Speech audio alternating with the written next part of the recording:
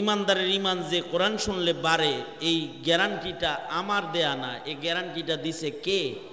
আল্লাহ। ওয়াইদা তুলিয়াত আলাইহিম আয়াতুহু যাদাতহুম ঈমানা, মুমিনের সামনে যদি কোরআন পড়া হয় তো মুমিনের ঈমান বেড়ে যায়। যদি কোনো কাফেরও কোরআন শুনে, সে কাফের, সে ঈমানদার না, তার মুখে কালিমা নাই, মুশরিক, সেও যদি কোরআন শুনে দিল দিয়া, তাইলে কোরআনের অলৌকিকত্ব এটা যে কাফেররাও যদি কোরআন শুনে তাইলে কোরআনের আওয়াজ কানে গেলে দিলের কুফরি বের হয়ে যায় আর ঈমানের নূর ভেতরে ঢুকে যায়।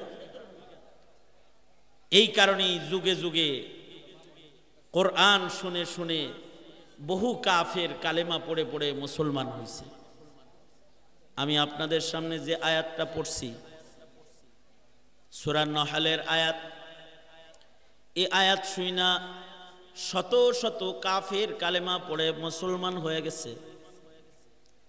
যেদিন এই আয়াতটা নাজিল হইল, আল্লাহর রাসূলের সামনে বসা ছিলেন হযরত উসমান ইবনে মাজউন রাদিয়াল্লাহু আনহু।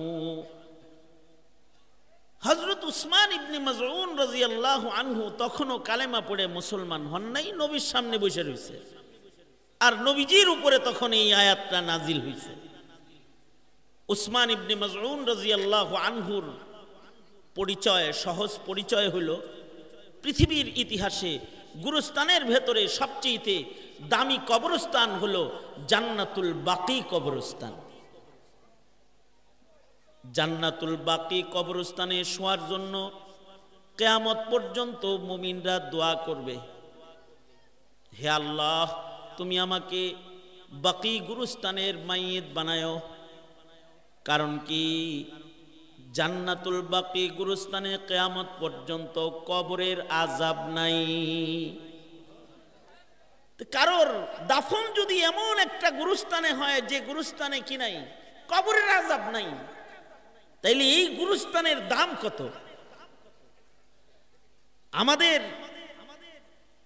আমাদের দুর্বলতা হলো আমরা শ্বশুর বাড়িটা ভালো হোক এটা চিন্তা করি। কারোর শ্বশুর বাড়ি যদি গাঙ্গের ওইপার হয়, গাড়ি যাইব না, তাহলে পছন্দ হয় না, কি শ্বশুর বাড়ি গাঙ্গের ওইপার। অথবা যদি শ্বশুর বাড়ি গাড়ি চালায় যাওয়ার রাস্তা না থাকে, ক্ষেতের আইল দিয়ে যাইতে হয়, এমন শ্বশুর বাড়ি আছে না আমার আজিমপুর দেয় অনেকে? হ্যাঁ ছায়া রয়েছেন কে? নাই, আছে তো। তখন ওই বাড়ি মেয়ে বিয়ে করতে চিন্তা করে যে শ্বশুর বাড়ি এই বাড়িতে যাইতে যদি রাস্তা না থাকে কেমন হয়। এই কারণে অনেক সময় মেয়ে পছন্দ হইলেও বিয়ে করে না। অথচ এই লোকটা শ্বশুর বাড়ি যাইব বছরে 2 বার অথবা 3 বার অথবা 4 বার, বুড়া বয়সে যাইব সারা বছরে 1 বার। সারা বছরে কয়েকবার যে বাড়িতে সে যাবে, তাও দিনের বেলায় যাবে, 1 রাত থাইকা মানুষ ঘুম থেকে ওঠার আগে সে বিদায় নেবে। এমন যদি হয়, এই শ্বশুর বাড়ির অবস্থান যদি অসুন্দর হয়, তাহলে যদি বউ পছন্দ না হয় অথবা নিজের বাড়ির জায়গা খরিদ করবে, এটার যাওয়ার রাস্তা যদি সুন্দর না হয়, বাড়ির জায়গা যদি পছন্দ না হয়, যে বাড়িতে তার থাকতে হবে 50 বছর, 40 বছর, 60 বছর, 70 বছর, 90 বছর মুশকিল। এই বাড়ির রাস্তা, এই বাড়ির অবস্থান যদি সুন্দর কামনা করা হয়, তাহলে একটা মুমিন মৃত্যুর পর থেকে ইসরাফিলের বাঁশি পর্যন্ত যে গুরুস্থানে ঘুমায় থাকবে, সে গুরুস্থানটা কেমন হওয়া দরকার, তার কবরের জায়গাটা, কবরের বাড়িটা, ঘরটা কেমন জায়গায় থাকা কামনা করা দরকার, এমন জায়গায় তার কবরের ঘর কামনা দরকার যে ঘরের ভেতরে আযাব কখনো প্রবেশ করে না যায়। কবরে কোনো আযাব যায় না। বৃদ্ধ বিদ্যুৎ আছে এমন এরিয়ায় যদি বাড়ি হয় তাহলে যেমন পরের বাড়ি বিদ্যুৎ থাকলেও এই বাড়িতে কিছু আলো আসে, ওইরকম কবরের ঘরটা যদি ভালো কবরের পাশে হয় অথবা ভালো জায়গায় হয় তাহলে তার কবর ঘর সুন্দর হয়। এই যে একটা বুঝের কথা বললাম, এই বুঝটা একটা ইমানি বুঝের ভেতর থেকে এই বুঝটা আসে। যদি ইমান কারোর ভেতরে থাকে, আর যদি কারোর ভেতরে কবরের বিশ্বাসী না থাকে, নাস্তিক মার্কা হয়, হে কবরের আযাব বিশ্বাস করে না, কবরের সাপ বিচ্ছু বিশ্বাস করে না, কবরের সওয়াল জবাব বিশ্বাস করে না, যদি তার ইমানটা এত দুর্বল হয় তাহলে আর তার এমন চিন্তা ভাবনা কিছু আসবে না। এ কারণে দুনিয়ার মাটিতে কিছু গুরুস্থান আছে, এগুলো দামি গুরুস্থান। যে গুরুস্থানটা রাসূলের কবরের কাছে, গুরুস্থানটা হলো সারা পৃথিবীর সবচেয়ে দামি কবরস্থান, জান্নাতুল বাকি। জান্নাতুল বাকি গুরুস্থানের মাইয়িত যদি কেউ হয়ে যায় তাহলে তার কবরের আযাব মাফ। আল্লাহু আকবার, কবরের আযাব তার মাফ। অথবা যদি মক্কায় যায় কেউ মরে আর তার কবরটা যদি হাজীদের কবরস্থানে হয়, হাজীদের কবরে আযাব নাই। এবং আশ্চর্য বিষয় হলো হাজীদের গুরুস্থানে অন্য কাউকে মাটি দেওয়া হয় না। পৃথিবীতে কিছু কবরস্থান আছে যেখানে অন্য কাউকে মাটি দেওয়া হয় না। মদিনার বাইরে মারা গেলে তাকে মদিনায় মাটি দেওয়া হয় না, মদিনার ভিতরে আর ঢুকানো হয় না। তার মানে হলো তার কবর আল্লাহ মদিনায় কবুল করে নাই, বাইরে মরছে বাইরেই রাখো। আর বাহির থেকে গিয়েও কেউ যদি মদিনায় মারা যায় তার লাশ আর ফেরত দেওয়া হয় না, তাকে আল্লাহ পছন্দ করেছে, তাকে মদিনায় শোয়া দাও। কেউ যদি মক্কায় যায় মরে যায়, হাজীদের গুরুস্থানে তারে মাটি দেওয়া হয়। তাই বলে কিন্তু বিদেশে চাকরি করে কেউ যদি মরে তারে হাজীর গুরুস্থানে মাটি দিবে না, তার লাশটা সুন্দর করে পেঁচায় আবার তার বাড়ি পাঠায় দিবে, কারণ সে আল্লাহর মেহমান হিসেবে মরে নাই, চাকরিজীবী হিসেবে মারা গেছে। আল্লাহর মেহমানদের গুরুস্থানের ভেতরে যার তার শোয়ার সুযোগ নাই। আল্লাহর মেহমানদের গুরুস্থানে যদি কারোর মরণ হয়ে যায় আশা করা যায় কবরের আযাব মাফ। কবিদের ভেতরে একজন কবি আছে যার কথা সকলে স্মরণ করে বড় গর্বের সাথে। তাদের ভেতরে যে সকল কবির কথা স্মরণ করা হয় গর্বের সাথে, তাদের ভেতরে কবি নজরুল একজন। কবি নজরুল তার বসত ভিটার চিন্তা যতটা করছেন তার চাইতে কবরের চিন্তা বেশি করেছেন। শেষ বেলায় তার কবর যেন মসজিদের পারে হয় এজন্য সে কবিতাও লিখেছে। মসজিদেরই পাশে আমার, মসজিদেরই পাশে আমার কবর দিও ভাই, যেন গড়ে থেকেও মুয়াজ্জিনের আজান শুনতে পাই। একটা সুন্দর কামনা। ভালো গুরুস্থানের মাইয়িত হতে পারে নসিব, কপালের ব্যাপার। এই কবরস্থানের পাশের এই মাদ্রাসাটা নিয়ে যখন আমার আব্বা খুব পেরেশান, তা আমি আমার আব্বারে জিজ্ঞাইছি যে আব্বা এই মাদ্রাসা নিয়ে আপনি এত পেরেশান কেন? আমরা নিজেরা কত মাদ্রাসা করছি, উমরে আছে, বাড়িতে আছে, এদিকে আছে, এটা নিয়ে এত পেরেশান কেন? অসুস্থ বদন নিয়ে এখানে শুয়ে থাকেন কেন? ঘরে শুয়ে থাকতে পারেন না? তো আব্বা জান কেঁদে কেঁদে বলে, বাবারে আমি তো মরে যাওয়ার পরে এই আজিমপুর গুরুস্থানে আমার কবর দিবে, আমি এখানে ঘুমানোর নিয়ত, আমার কবরটা যে জায়গায় হবে ওই জায়গায় যদি সুন্দর কোরআনের তেলাওয়াত হয়, ওই জায়গায় যদি আলেমী দ্বীন গঠন হয়, ওই জায়গাটা যদি আবাদ হয়, তাহলে আশা করা যায় আমলের প্রভাবে কবরে আযাব হবে না। আল্লাহু আকবার কাবীর। এটা একটা ভাবনা, এটা একটা ঈমানি জগতের বিষয়। তা হযরত উসমান ইবনে মাজউন এমন একজন মাইয়িতের নাম, এমন একজন সাহাবীর নাম, আউয়ালু মান মাতা বাদাল হিজরা ওয়া দুফিনা ফিল বাকি। তাফসীরে আছে হিজরতের পরে সর্বপ্রথম উনি মারা গেছে, আর উনাকে দিয়া জান্নাতুল বাকি গুরুস্থানটা উদ্বোধন করা হয়েছে। আল্লাহু আকবার কাবীর। কিয়ামত পর্যন্ত জান্নাতুল বাকিতে কত মানুষ ঘুমাবে, সবচেয়ে পুরান ঘর এই কবরে যার, গুরুস্থানে যার, তিনি হলেন হযরত উসমান ইবনে মাজউন রাদিয়াল্লাহু আনহু। প্রথম কবর উনার। আর উনি এই কোরআনের তেলাওয়াত শুনে মুসলমান হয়েছে। আল্লাহর রাসূল সাল্লাল্লাহু আলাইহি ওয়াসাল্লামের সামনে উনি বসা, তখনও পর্যন্ত উনি কালেমা পড়ে মুসলমান হন নাই। আল্লাহর নবীর সামনে বসা রইছেন। হঠাৎ করে দেখা গেল আল্লাহর নবীর কপাল ঘামতেছে, বোঝা গেল এখন ওহী নাজিল হইতেছে। উসমান ইবনে মাজউন বলে, ওগো আল্লাহর নবী, আপনি ঘামতেছেন কেন? আপনার কাছে কি জিবরাইল ফেরেশতা কিছু দিয়ে গেলনি? আল্লাহর রাসূল বলেন, একটা দামি কোরআনের একটা দামি আয়াত এইমাত্র হযরত জিবরাইল আমাকে দিয়ে গেল।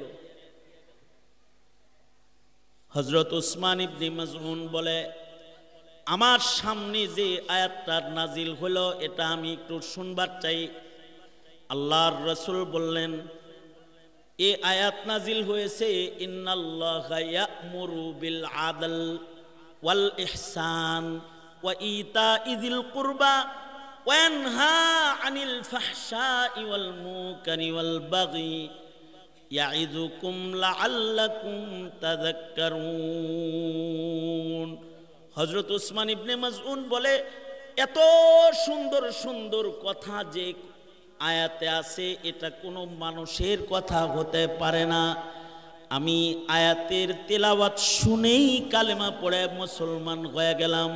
ওগো আল্লাহর নবী, আপনি আমাকে কালেমা পড়ায় দেন। এবং উনি কালেমা পড়ে সাথে সাথে মুসলমান হয়ে গেলেন। ওই আয়াতটা আপনাদের সামনে আমি পড়েছি। অবশ্যই এই আয়াতটি প্রতি শুক্রবারে জুমার নামাজের সময় খতিবরা পড়ে। কেন? এটা শুই না, যেহেতু কাফের মুসলমান হইছে, এটা মুমিনের কানে যত বেশি যাবে তত মুমিনের ঈমান তাজা হবে। এ কারণে জুমার খুতবায় এটা খুব পড়া হয়। এই আয়াতের ভেতরে 6টা কথা আছে, 3টি আদেশ 3টি নিষেধ। তার থেকে সবগুলোর আলোচনা করার ধৈর্য আমার নাই, আর রাত 12টার সময় সবগুলো শোনার ধৈর্য আপনাদের নাই।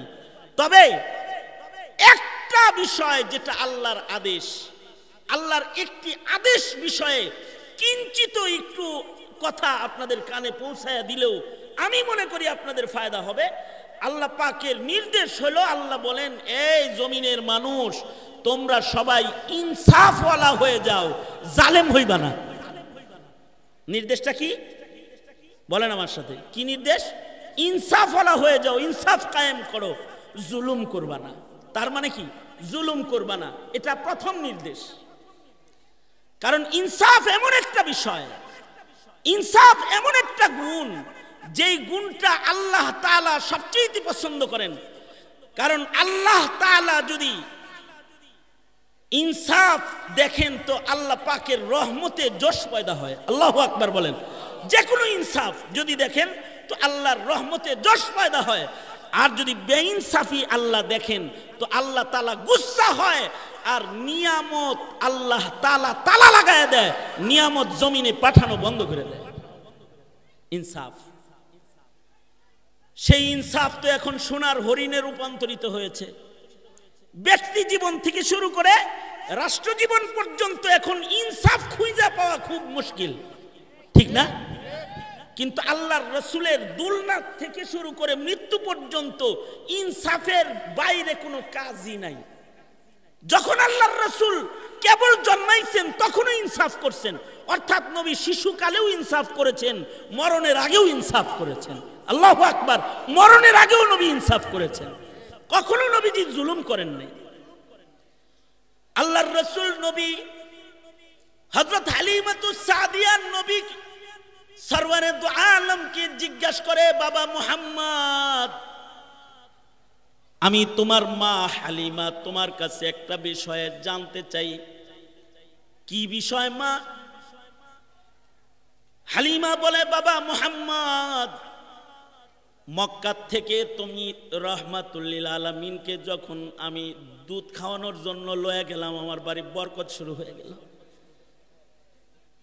কিন্তু বাবা মুহাম্মদ, আমার দুনো স্তন ভর্তি দুধ এসে গেল, কিন্তু তুমি যতদিন আমার স্তনের দুধ পান করেছ ততদিন কেবলমাত্র ডান স্তনের দুধ তুমি পান করেছ, কখনো বাম স্তনে তুমি মুখ লাগাও নাই। কেন বাবা? আল্লাহর রাসূল বলেন, আপনার যত রহমত আছে সব তো ইনসাফের কারণে আল্লাহ তাআলা দান করেছে। আমি রহমাতুল্লিল আলামিন, আমি কি বেইনসাফি করতে পারি নাকি? আমি যতদিন আপনার বুকের দুধ পান করেছি ততদিন শুধুই মাত্র আপনার ডান স্তনের দুধ পান করেছি, বাম স্তনটা রেখে দিয়েছি, কখনো বাম স্তনে আমি মুখ লাগাই নেই। কারণ হলো আমার দুধ ভাই আপনার সন্তানটার জন্য বাম স্তন রেখে দিতাম। আমি যদি দুনো স্তনের দুধ খেয়ে ফেলি তাহলে আমার ভাই খাবার থেকে বঞ্চিত হয়ে যাবে। এ কারণে আল্লাহর নির্দেশে আমি সব সময় এক স্তনের দুধ পান করে আর এক স্তন আমি আমার ভাইয়ের জন্য রেখে দিতাম। শিশু মুহাম্মদুর রাসূলুল্লাহ সাল্লাল্লাহু আলাইহি সাল্লাম তিনি মায়ের কোলে এক স্তন খায় আর এক স্তন ভাইয়ের জন্য রেখে যায়, আর তুমি মারে বাপেরে ঘুমের বড়ি খাওয়ায় জমিন লেখা লয়ে যাও। মানে ঘুমের বড়ি গোটা খাওয়াই দিছে, এবার কয় মা এনে ছিল মারো, তো এনে জাতা মারছে, এমনি মারো মারছে, মায়ের ছোট ভাইটা বড় ভাই লয়ে গেছে, বড় ভাইটা ছোট ভাই লয়ে গেছে। এই তো আমাদের ইনসাফ। আর মুহাম্মদুর রাসূলুল্লাহ সাল্লাল্লাহু আলাইহি সাল্লামের ইনসাফ হইল যে আল্লাহর রাসূল মায়ের স্তনের দুধটা পর্যন্ত একা দুই স্তন খান না, ভাইয়ের সাথে ইনসাফ করার জন্য। আল্লাহু আকবার করে করে বলেন, ভাইয়ের সাথে ইনসাফ করতেছেন। আল্লাহর রাসূল বলেন, সাবধান আমার উম্মতেরা। আল্লাহর রাসূল আমাদের বলছেন, সাবধান আমার উম্মতেরা, আয-যুলমু যুলুমাতুন ইয়াউমাল কিয়ামাহ। হে আমার উম্মতেরা, এক সরিষার দানা পরিমাণ জুলুমও কারোর উপরে করবি না। যদি এক সরিষার দানা পরিমাণ জুলুমও কেউ কারোর উপরে করস তাহলে কিন্তু এই জুলুমটা হাসরের কঠিন ময়দানে অন্ধকার হয়ে তোর চোখের সামনে এসে যাবে, তুই পুলসরাত দেখবি না, তুই জান্নাতের পথ চলতে পারবি না। জুলুম অন্ধকার হয়ে ময়দানে মাহশারে মানুষের চোখের সামনে এসে যাবে। আর যদি কেউ ইনসাফওয়ালা হয় তাহলে তার চোখে নূর এসে যাবে। আল্লাহু আকবার জোরে বলেন। যে নূর দিয়া বিজলির গতিতে পুলসরাত পার হয়ে আসে আল্লাহর জান্নাতে চলে যাবে। এ কারণে আল্লাহর রাসূল কখনো এক যাররা পরিমাণ বেইনসাফিও করে নাই। বদরের ময়দানে আল্লাহর রাসূল সাহাবীদের যুদ্ধের কাতার সোজা করতেছেন। নবী মুহাম্মদুর রাসূলুল্লাহ সাল্লাল্লাহু আলাইহি ওয়াসাল্লাম যুদ্ধের কাতারে সাহাবীদেরকে দাঁড় করাইতেছেন। নবীজির হাতে একটা লাঠি আছে, এই লাঠি দিয়ে সোজা করতেছেন যুদ্ধের কাতার। পোলাপানের ভিতরে তো জজবা বেশি থাকে, এটি কাতারে থাকবার চায় না, লাফ দিয়ে খালি সামনে আসে।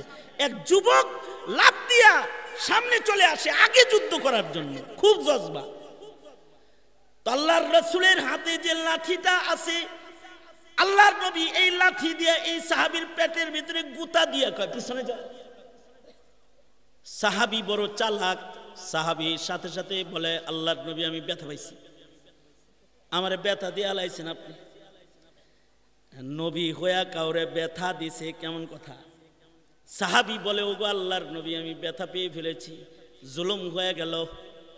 সাথে সাথে আল্লাহর নবী নিজের লাঠিটা সাহাবীর হাতে দিয়ে বলে, সাহাবী তোমার পেটে কাপড় নাই, এই যে নাও আমি আমার চাদরটাকে সরাইয়া দিলাম।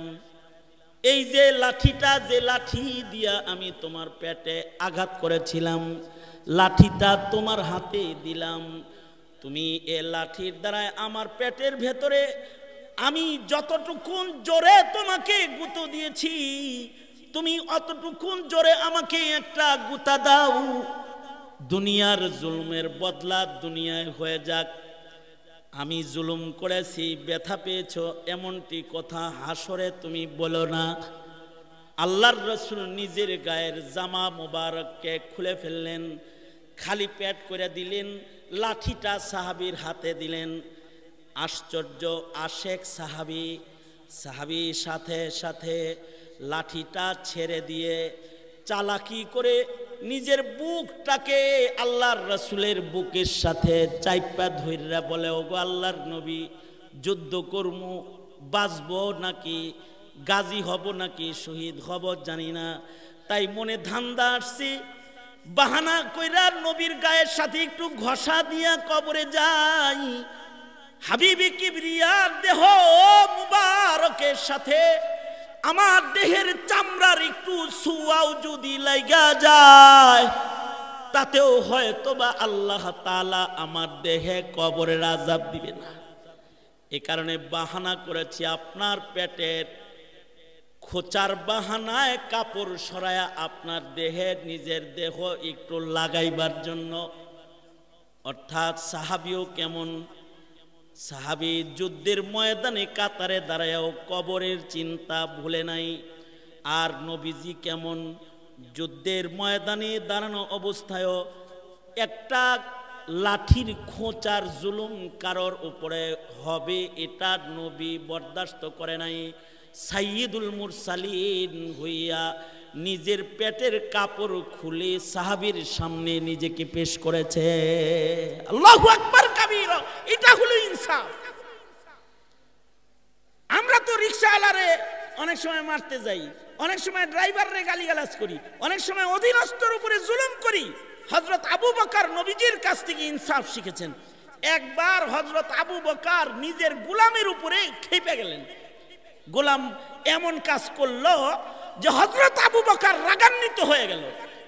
রাগ কইরা হযরত আবু বকর করলেন কি, গোলামের কান ধরলেন, কান ধরে দিছে একটা মলা।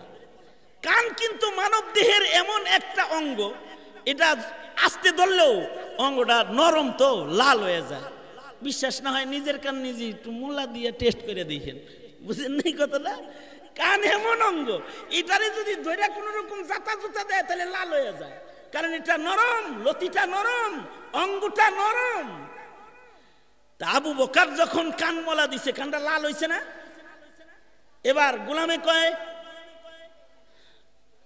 আমার মনিব আমারে কানে মোলা দিল, ব্যথা পাইছি, লাল হয়ে গেছে, কান্দে। পোলাপানের যে খাছিল সেটা।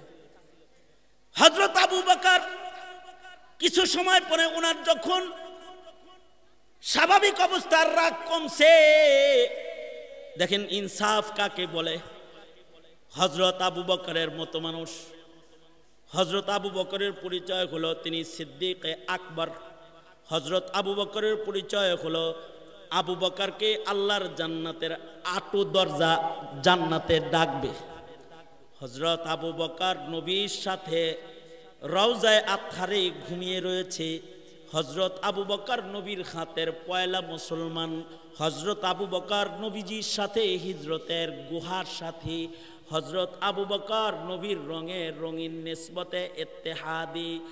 আবু বকর সব সময় নবীর অনুকরণ সর্বোচ্চ এত করে যে আবু বকর যেমন রসুল তেমন, রসুল যেমন আবু বকরের কাজ কামগুলো হুবহু তেমন।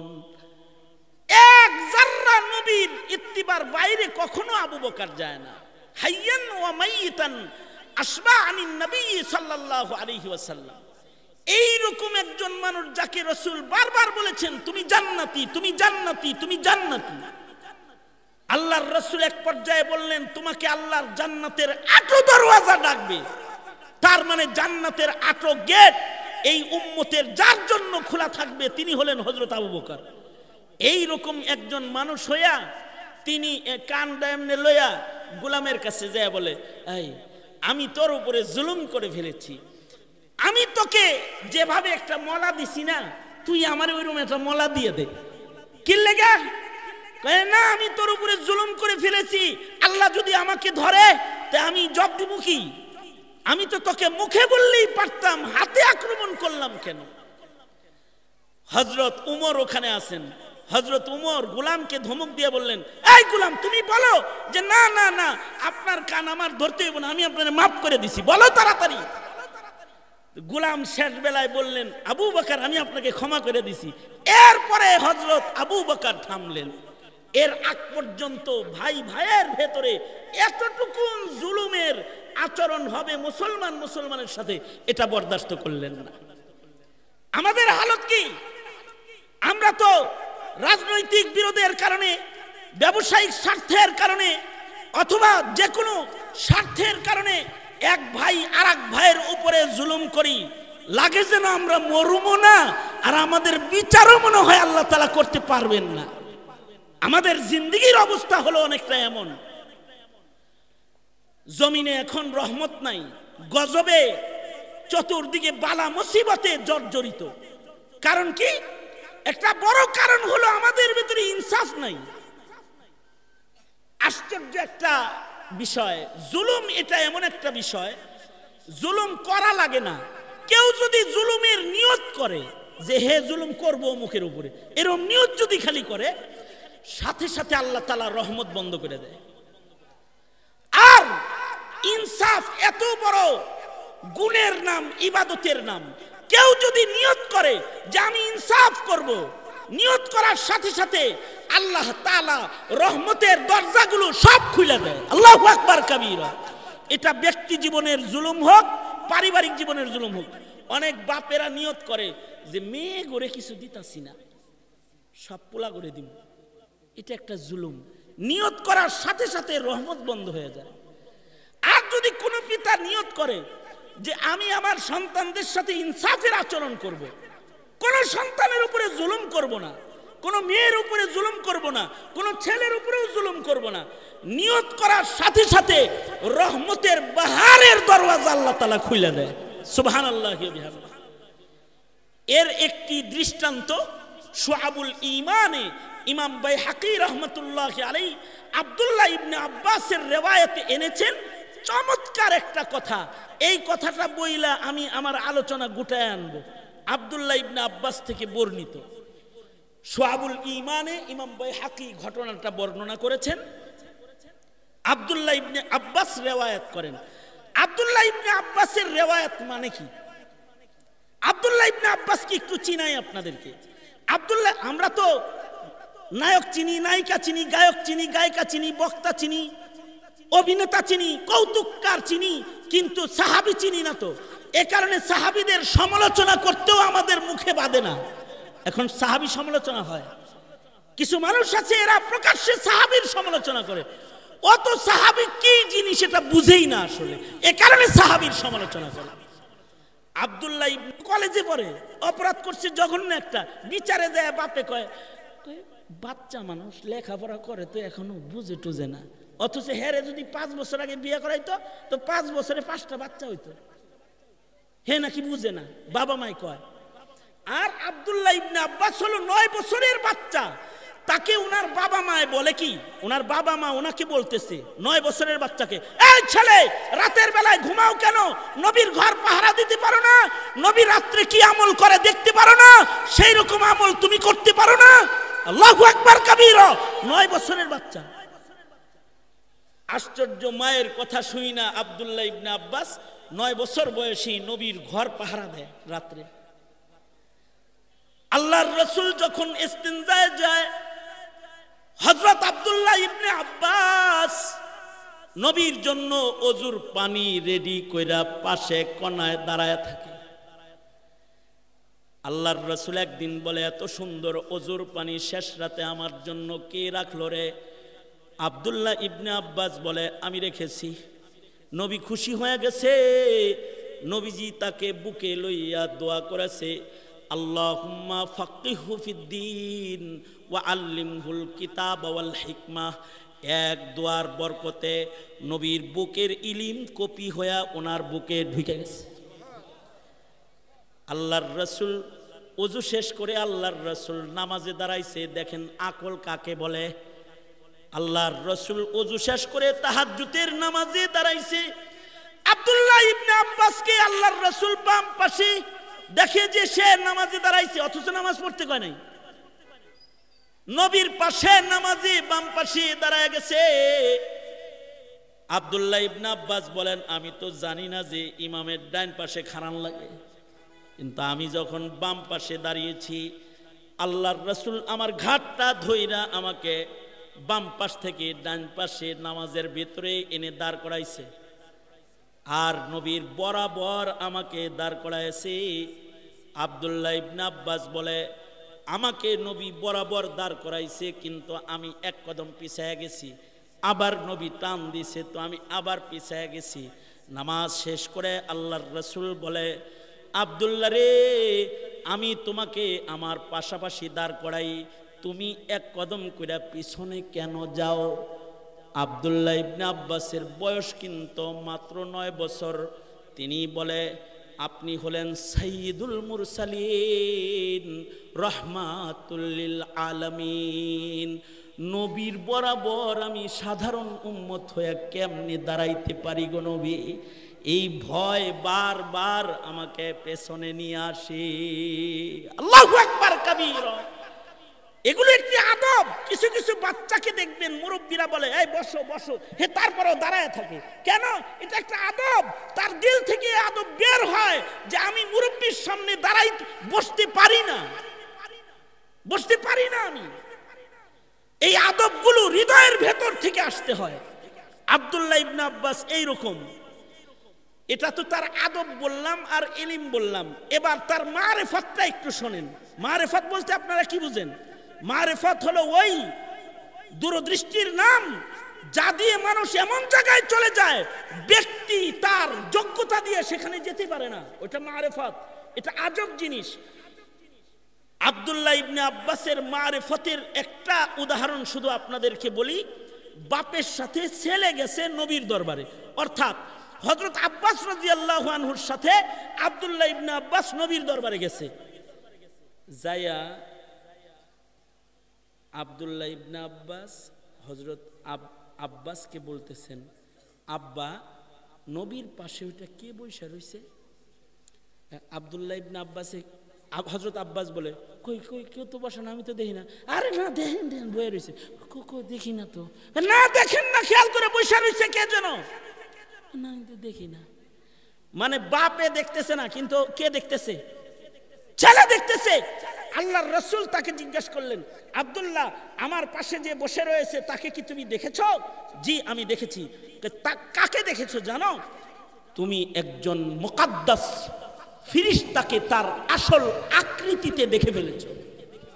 সুবহানাল্লাহ। আরেকটু আস্তে করে বলেন, আরেকটু আস্তে করে বলেন, কারণ আপনারাও তো গোসল করার সময় ডান কান্দের বাম কান্দের ফেরেশতা দেখছিলেন, 2-1 বার দেখছিলেন না?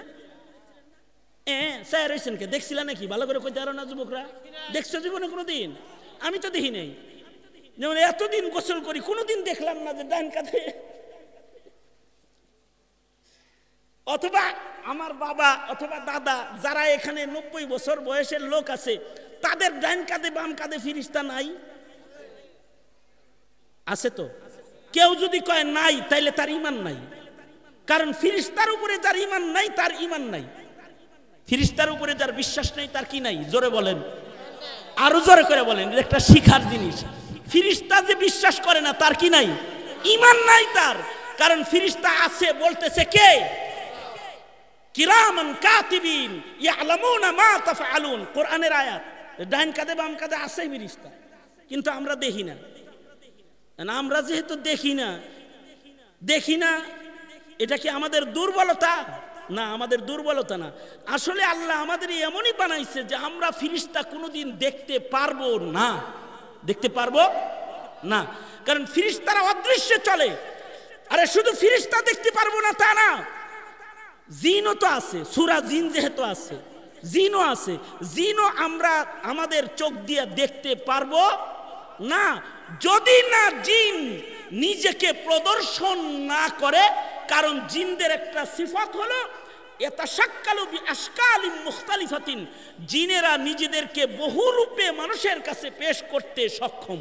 কখনো সাপের রূপ, কখনো বিলের রূপ, কখনো মানুষের রূপ, কখনো পেতনির রূপ। যদি ধরে রূপ, তাইলে প্রকাশ করতে পারে।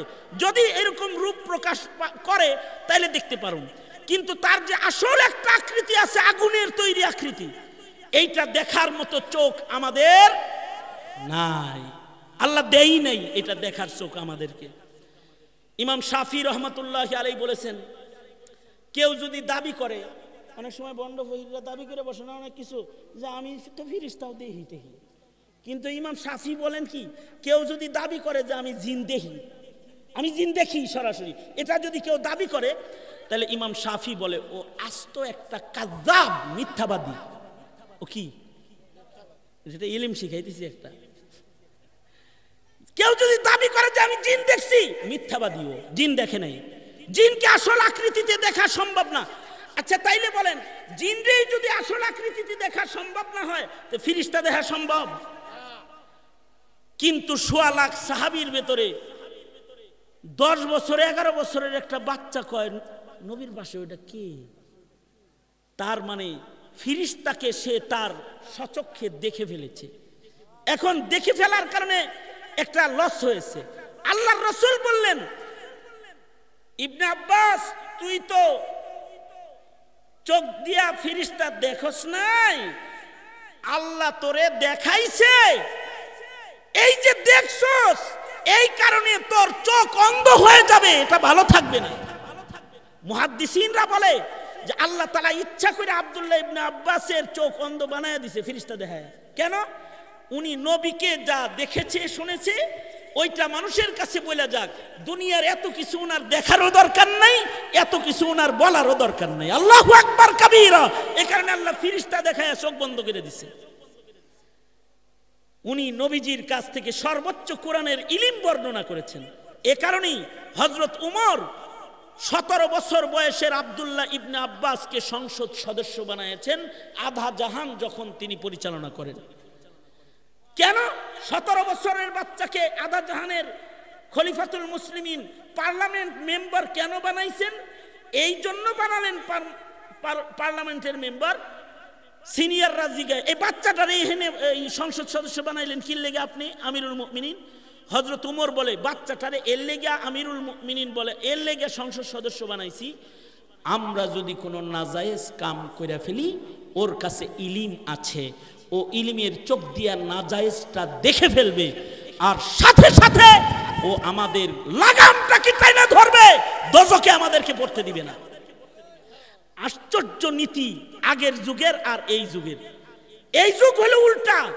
এখন হলো জায়েজ না জায়েজ যদি কোনো মৌলবী বইলা ফেলে তো তার মুখ বন্ধ করে দেওয়ার চক্রান্ত করা হয়, তাকে আটকায় দেওয়া হয় যে তুই জায়েজ না জায়েজ কসকা। আজকে যদি শিক্ষা নীতিতে, শিক্ষা কমিশনে, সংসদে, বিভিন্ন জায়গায় যদি যোগ্য আলেমদের ধর্মীয় জায়েজ না জায়েজের বর্ণনার চোখ বসায় রাখা হতো, তাহলে ট্রান্সজেন্ডার আমাদের শিক্ষা সিলেবাসে প্রবেশ করত না। বানরের বংশের শিক্ষা, ডারউইনের মতবাদ আমাদের ছেলেদেরকে পড়ানো হতো না। সমকামিতার সুরসুরির শিক্ষা আমাদের সন্তানদেরকে দেওয়া হতো না। কারণ 90% মুসলমানের দেশে জাতা শিক্ষা দেওয়া জায়েজ না, জাতা শিক্ষা দেওয়া জায়েজ না। এই আব্দুল্লাহ ইবনে আব্বাস রাদিয়াল্লাহু আনহু 17 বছর বয়সে তিনি পার্লামেন্ট মেম্বার। এই রকম একজন আলেমের মুখের বর্ণনা। উনি বলেন কি, ঘটনাটা শুনেন, খেয়াল করে শুনেন, কারণ এরপরেই হলো খিচুড়ি দামাত বারকাতুহুম। খিচুড়ি না বিরিয়ানি?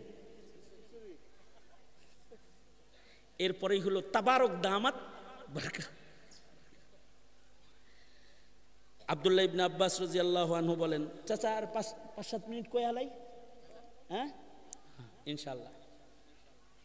আব্দুল্লাহ ইবনে আব্বাস রাদিয়াল্লাহু আনহু বর্ণনা করেন যে পূর্বের যুগের এক রাজা ছিল, বড় নেককার রাজা, বাদশাহ। এই বাদশাহ শিকার করার জন্য জঙ্গলে গেছে।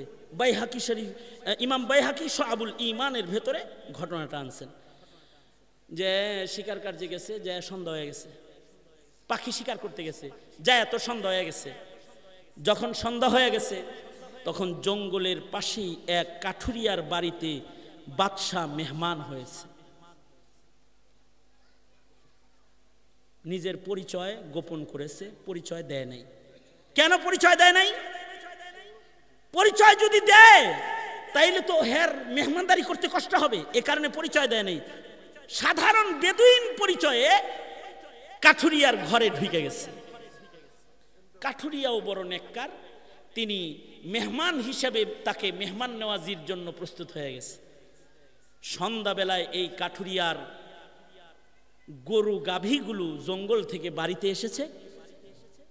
তো এই কাঠুরিয়া একটা গাভীর স্তনের দুধ দহন করতেছে, কিন্তু আশ্চর্য একটা গাভী, এই গাভীর একটা গাভীর স্তন থেকে 30টা গাভীর দুধ হয়, এরকম বরকতের একটা গাভী এটা।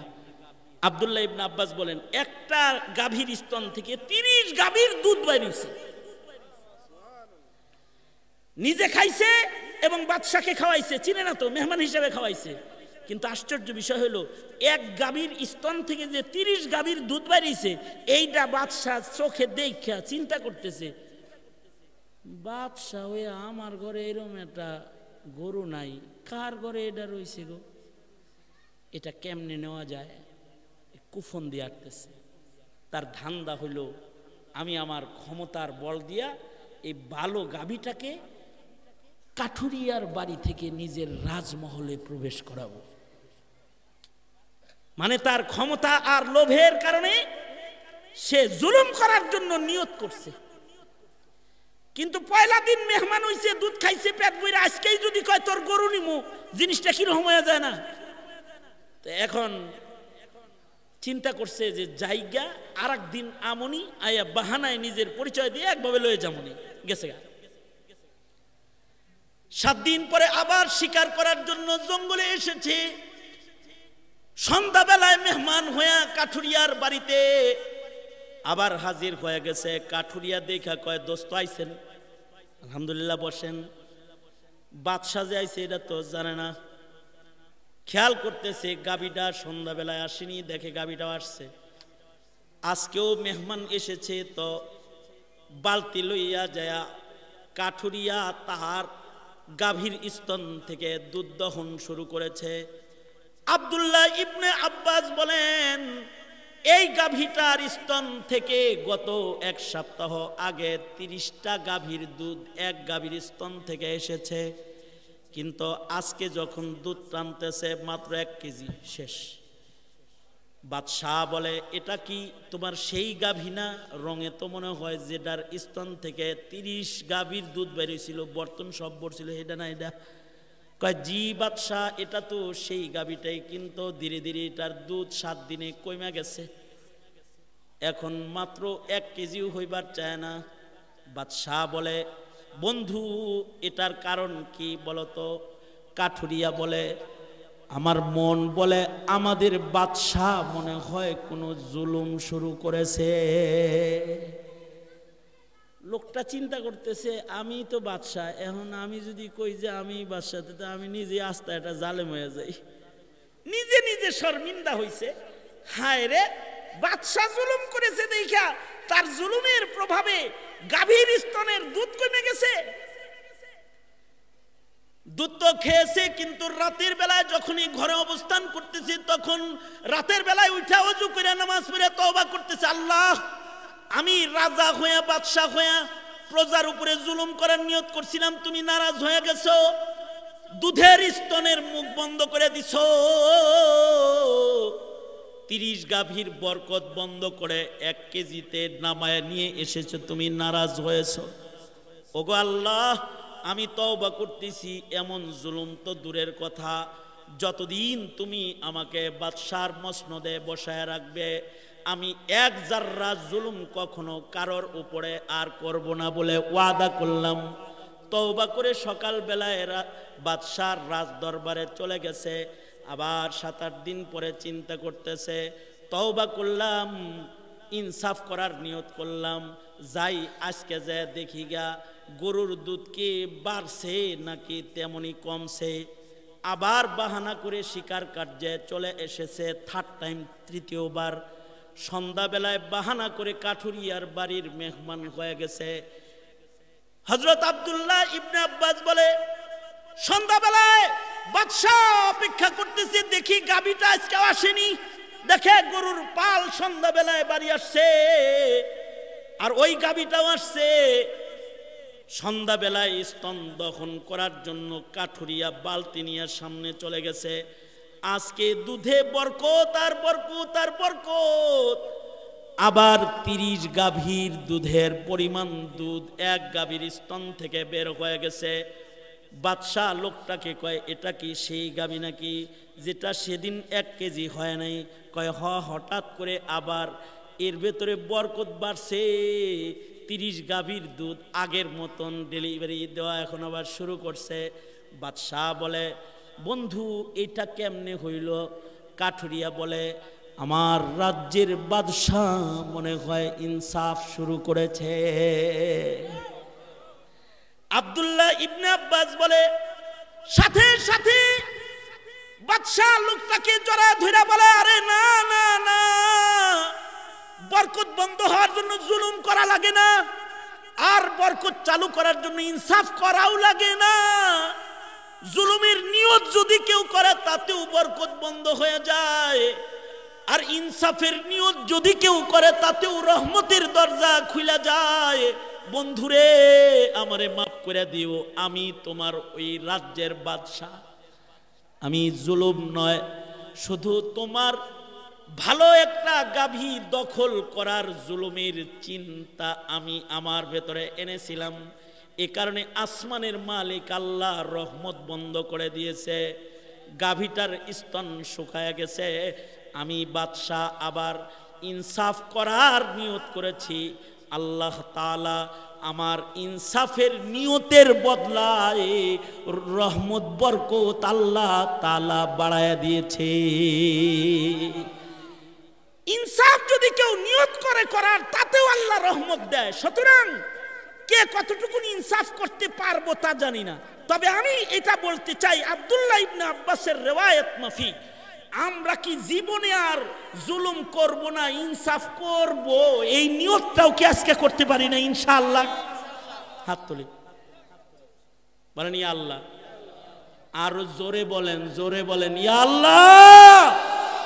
এই কবরস্থানের পারে বসে ওয়াদা করিতেছি আর কোনোদিন জুলুম করব না, ইনশাআল্লাহ। জোরে বলেন ইনসাফ করব, ইনশাআল্লাহ বলেন। হে আল্লাহ, তুমি আমাকে ইনসাফ করার তৌফিক দান করো। জোরে বলেন আমিন, আরো জোরে আওয়াজ করে বলেন আমিন।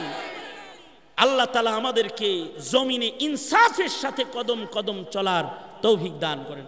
সবাই ইস্তিগফার করেন, আস্তাগফিরুল্লাহ রাব্বি মিন কুল্লি যামবি ওয়া আতুবু ইলাইহি লা হাওলা ওয়ালা কুওয়াতা ইল্লা বিল্লাহিল আলিয়্যিল আযীম।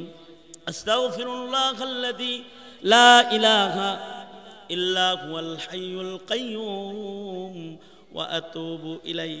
আস্তাগফিরুল্লাহাল্লাযী লা ইলাহা ইল্লা হুয়াল হাইয়ুল কাইয়্যুম ওয়া আতুবু ইলাইহি। দোয়া আব্বা করেন, আপনি করেন, মুরব্বীরা কেউ করুক, চাচা আমি করব, মাসুদ করো। তো সবাই ইস্তিগফার পড়েন আর নিজেদের জন্য দোয়া করেন। বিশেষভাবে আমার সাথে আওয়াজ করে ইসালে সওয়াবের নিয়তে এই মরহুমদের জন্য। এখানে এমন মরহুমরা ঘুমায় রয়েছে যাদের কান্দে আমি উঠছি। আজকে আমি এখানে বয়ান করতেছি, আমি তখন বাচ্চা, যে আমাকে কাঁধে করে সিঙ্গের বাজার দিয়ে ঘুরছে, এরকম মানুষরা এখানে বসে আছে। বিশেষভাবে চানালি মোল্লা সাহেব, আব্বার মুরিদ, যে এই কোনায় ঘুমায় রয়েছে, উনি তো প্রতিদিন আমারে কাঁধে করে না ঘুরলে ওনার ভাল লাগতো না, এরকম একজন মানুষ ঘুমিয়ে আছে। আপন জনরা ঘুমিয়ে আছে। আমি আপনাদের সন্তান হিসেবে আপনাদের কাছে আরজি জানাই, এই মাদ্রাসাটার প্রতি বিশেষ খেয়াল রাখবেন ইনশাআল্লাহ বলেন। আমাদের সাবেক মেয়র মহোদয় এই মাদ্রাসার কল্যাণে ওনার দিলটা যতটা তৈয়ার, আব্দুল আজিজ ভাই সহকারে এই অত্র অঞ্চলের এই